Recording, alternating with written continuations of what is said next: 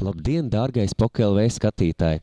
Mani sauc Jānis Ozols, un tev tūlīt būs unikāla iespēja redzēt kaut ko no viena fantastiska pasākuma, kas saucās Seven Gospels, un garais nosaukums Seven Stories of the Gospel of Thomas.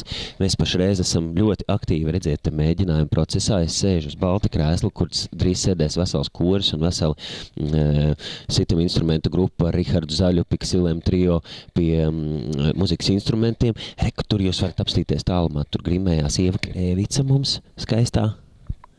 Redzēt, cik skaisti viņi grimējās. Un viss šis notiek pateicoties, nevis pateicoties, bet notiek tāpēc, lai jūs 17. un 18. decembrī varētu redzēt vienu ļoti fantastisku koncertu. Faktiski 2 koncertus. Mēs viņu rādīsim 2 reizes 17. un 18. decembrī vecajā Ģertrūdes baznīcā. Es iesaku nenokavēt. Būs baigi labi.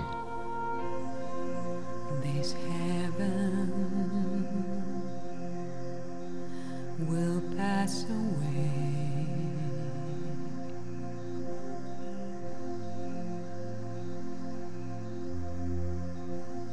and the one above, it will pass away.